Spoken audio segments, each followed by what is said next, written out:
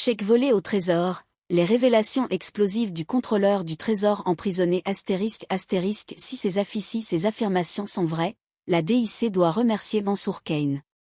Ce contrôleur du trésor, envoyé en prison dans le cadre de l'affaire des chèques volés au trésor, semble avoir mis les enquêteurs sur la piste des personnes au centre des opérations frauduleuses. Informations sont vraies, la DIC doit remercier Mansour Kane.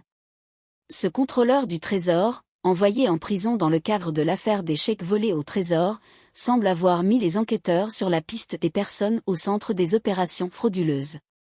La chute de Kane avait poussé le parquet financier à ordonner une enquête plus approfondie. Il a été extrait de prison et entendu à nouveau par la DIC, qui a communiqué les conclusions de ses investigations au maître des poursuites. D'après Libération, qui donne l'information dans son édition de ce mardi 17 juin, le contrôleur du trésor s'est livré à un grand déballage. Ces révélations sont explosives. Il a d'abord circonscrit sur PV sa responsabilité dans cette affaire. Je ne reconnais que les 2 chèques que j'avais remis à Ahmed Tidiane Nam et Ramatoulaye Fall, objet de mon mandat de dépôt. Lors de mon arrestation, j'avais reconnu ce que j'avais fait. J'ai expliqué mon mode opératoire et je maintiens ma position. Mansour Kane prend ainsi le contre-pied de Abdoulaye Ba de Niani Transit qui a déclaré avoir reçu de lui un chèque de 574,643 millions de francs CFA en contrepartie d'une commission de 12%.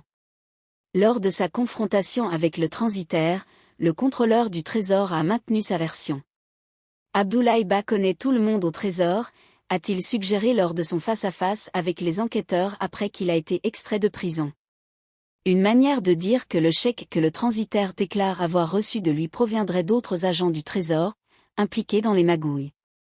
J'ai exploité une faille du système, concède Mansour Kane. Mais comme je suis le premier à être arrêté, les gens veulent tout mettre sur mon dos. Je ne suis pas la seule personne qui pouvait leur proposer ce deal. Toutes ces personnes pourraient être associées dans d'autres réseaux qui faisaient comme moi. Je n'irai pas jusqu'à faire des accusations gratuites. Mais une chose est sûre, ce trafic de chèques du Trésor est une pratique au Trésor que beaucoup d'autres personnes faisaient. Se voulant plus précis, le contrôleur du Trésor poursuit. Ensuite, il faut s'intéresser aux services qui font le rapprochement entre les comptes de transfert des comptables centralisateurs, notamment ACCT et Agence comptable centralisateur du Trésor. Ce service doit faire régulièrement les rapprochements pour voir si la balance est soldée. Si elle n'est pas soldée, cela veut dire qu'il y a des montants qui n'ont pas été transférés. De ce fait, l'écart doit apparaître systématiquement pour être régularisé par un rapprochement. Mais chaque année, les gens nuls Guédiawaye.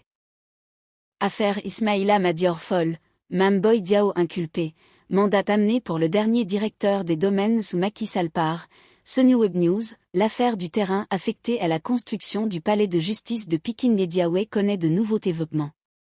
Celle-ci vaut à l'ancien ministre de la Justice, Ismaïla Madior Fall, d'être inculpé et placé sous bracelet électronique pour corruption par la commission d'instruction de la Haute Cour de justice. Pour le même dossier, l'entrepreneur Cheikh Duhay et l'ancien directeur des constructions au ministère de la Justice Mohamed Anas El Bachir ont été également mis sous bracelet électronique. Dans son édition de ce mardi 17 juin, Libération informe que dans le cadre de l'instruction de cette affaire 4 autres personnalités de l'ancien régime aussi ont été inculpées et mises sous bracelet électronique.